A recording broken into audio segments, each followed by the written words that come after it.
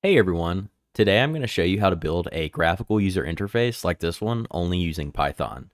For today's tutorial, I'll be building this little text app where you can set the text to whatever you want. You can change the color of the text, and we have a little button down here to reverse the text. Knowing how to build a graphical user interface can be an extremely powerful tool for a variety of applications. So without further ado, let's hop straight into the video. So first, let's import our libraries. I'm going to import a library called Tkinter, which stands for TK Interface. And as you may have guessed, it's Python's interface with a TK GUI toolkit. Tkinter comes standard with any Python version that you have, so there's no need to have to pip install anything. We will also import TTK from Tkinter. TTK stands for Themed TK. We are importing this because essentially the initial look of the widgets of TK, like the buttons, etc., were all made in 1991, and so in 2007 they decided that these widgets looked too old and they added in TTK to kind of give the widgets a facelift and modernize them. TTK isn't necessarily needed here, but I like the modern look of the widgets, so I'll import it here for today's tutorial. I highly recommend checking out the documentation on Tkinter. I may make a more in-depth video in the future of the whole library at some point, but today I'll just leave the link to the documentation in the description below for you to check out. So next, let's get our class set up. So let's create a class here called app. And inside of our app class, let's create our dunder_init function, which stands for initialization. If you don't know anything about classes, essentially when the class gets called, the dunder_init function will always automatically run. So down here, let's actually call our class app. So we'll do if dunder_name is equal to dunder_main. And I have a video explaining the importance of having this if statement here. So if you have not watched that, I recommend going to check that out. And inside of this if statement, we'll call our app class. Now let's go back to our app class and start filling in the details. Since the dunder_init function will always automatically run when our class is called, we will put our code for the GUI inside of this function. First, we'll need to initialize our window. To do this, we'll name this self.root, and self.root will be our call to tk.tk. So what this tk class here does is it creates a top-level widget, which is essentially the main window of the application. Here at the bottom, we'll want to reference our window, so we'll do self.root, and we'll add .main loop to the end. This main loop call must be added to the end in order to actually show the window on the screen. And all the code for adding your widgets to the window will go in between these two lines of code. So with that, we've actually already created the bare bones of our app. We can run this, and as you can see here, we have this little blank window that we can start adding things to. You'll notice the title here is just TK, so we'll need to change that, as well as the default size of this window. I'll want to change that as well. To change the default size of the window, all we need to do here is self.root.geometry. And in here, we can specify the width and height that we want our window. So we will enclose this as a string, and we will type 350 pixels for our width. We'll add a separator X, and we'll set a height of 200 pixels. And we can run this, and as you can see, the size of our window is changed. Now, I'm recording on my second monitor, so every time I run this, it pops on my first monitor. So I'm going to add a little positional argument here to make it pop in the middle of my second monitor. You don't have to add this part, but for the sake of this video, I'll be adding it. So I can run this, and there. Now it displays on my second monitor. So I want to change the title of the window, and all we have to do here is self.root.title, and we will call our app text app. We can run this, and there we have it. Our title is now changed. So for my Tkinter applications, I like to put all of my widgets inside of a frame, just because later down the line, if you wanted to make your GUI more complex, like with different pages and stuff, it's easier to work with when all of your widgets are contained inside of a frame. So I'll be calling this self.mainFrame, and self.mainFrame is a tk.frame. Inside of the frame, we have to specify who the parent of the frame is. The parent is our window of the application, so we'll put self.root. Now we've only defined the mainframe here, but we haven't actually specified where it's going to be placed. So down here, we will do self.mainframe.pack, and inside of pack, we will do fill is equal to both, because we want to fill everything in the X and Y direction, and we want to set expand equal to a Boolean true value. So we can run this and you'll see that nothing appears to have changed, but that's just because the frame is invisible here. It actually spans across this entire window. And to prove it, I can come up here and set the background of the frame to something like green, and we can run this and you'll see the frame here. Now I'm going to set the background to white for our app. Okay, so now let's create our first widget. If you remember at the beginning of the video, the text that appears at the top of the app that we were able to change, that's what I'm going to create first. So to do this, let's do self.text, and this will be a ttk.label. Essentially all a label is Tkinter's way of getting text on your application. And in our label, we must first establish who the parent is. And since we want to put everything in our mainframe, the parent is going to be self.mainframe. And we can set another parameter here that is our text. Now this will be the default text that will appear when we run the app. So we'll just put hello world here. And again, we've only defined what self.text is, and we have not actually specified where inside of self.mainframe it's going to be placed. So down here, let's do a self.text.grid, and we will place it at row equals to 0 and column equals to 0. So we can run this and you'll see that we have hello world here in really small text. So we'll want to first change the size of the text and maybe even the font. And you can also see here that the label has this grayish background, so we'll want to make that the same color as our window background. So in self.text, we can simply add this background parameter and we can set this to white.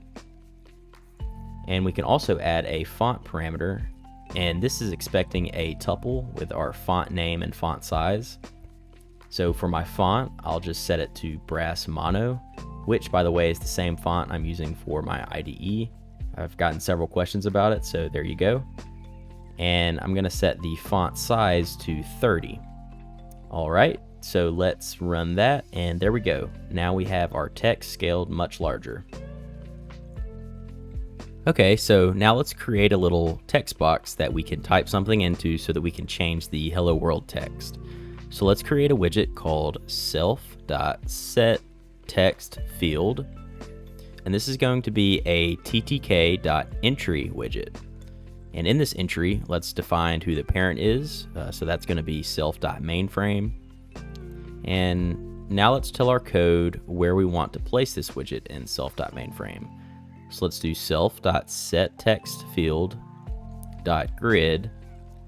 Now remember, our self.text is in row 0, and we want to put this text field just under that text. So we will put the row equal to 1 here, and we can keep the column the same, so we'll just set column equal to 0. So we can run this, and you'll see that we now have this little text field here. So note that if I had set the column equal to 1, and I run this, the text entry box is now way over here. That's because the hello world text populates the column 0, and this will populate the next column over, which is column 1. Okay, so let's set that back to column 0. And now I want to expand the width of this text box to the entire width of the column. So you'll see that the hello world text is defining the width of the column, and this text box is just centered right underneath it.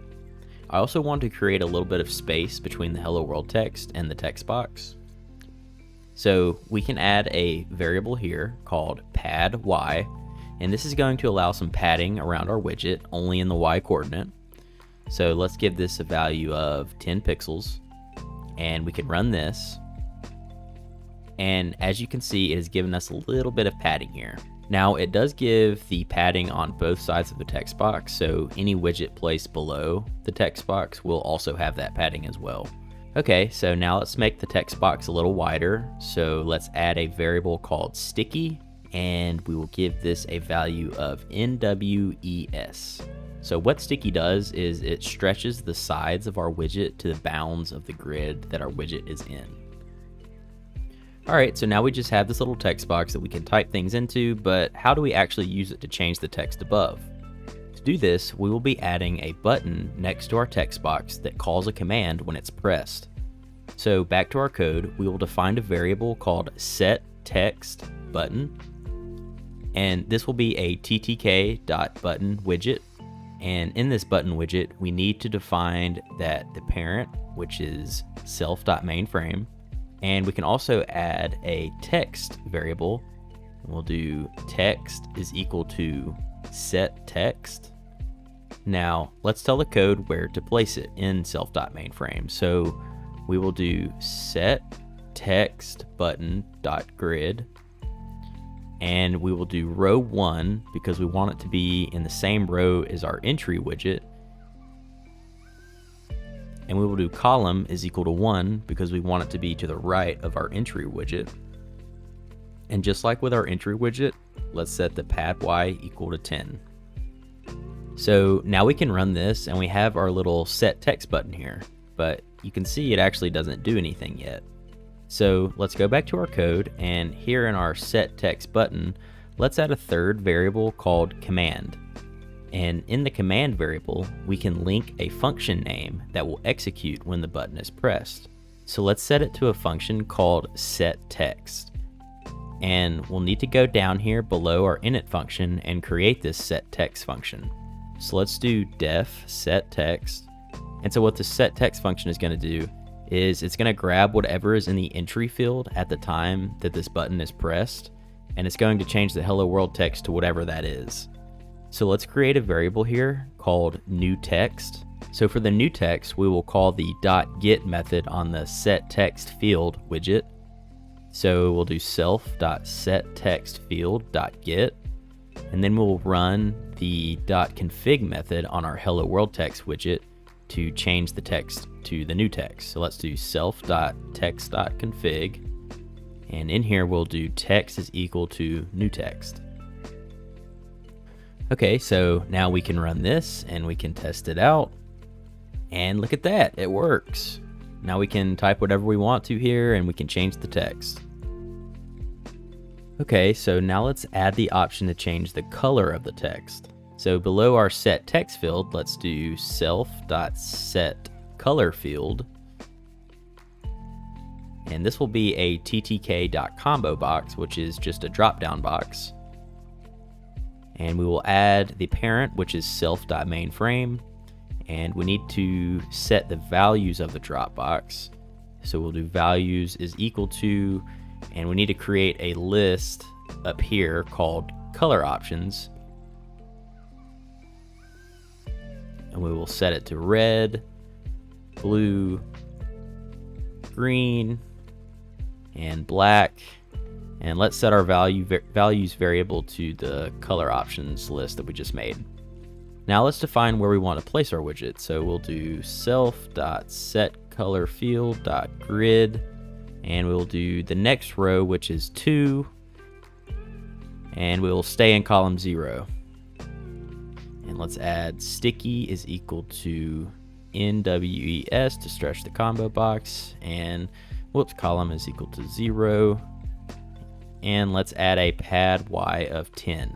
Now we can run this, and we've got our drop-down menu here, and it has all of our color options that we can select from. But again, nothing happens here when we select any of these, so we'll need to add a button to call some function.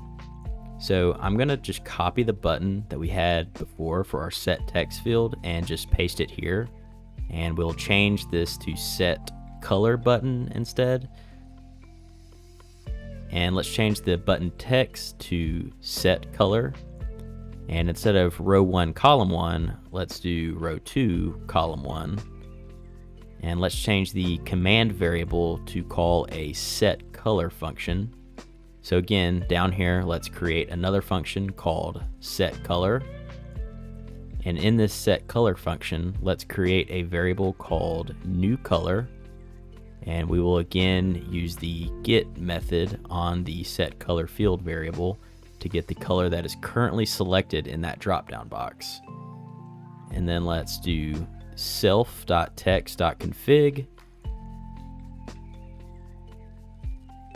and we'll set the foreground color, which is going to be the text color itself, and let's set that equal to the new color.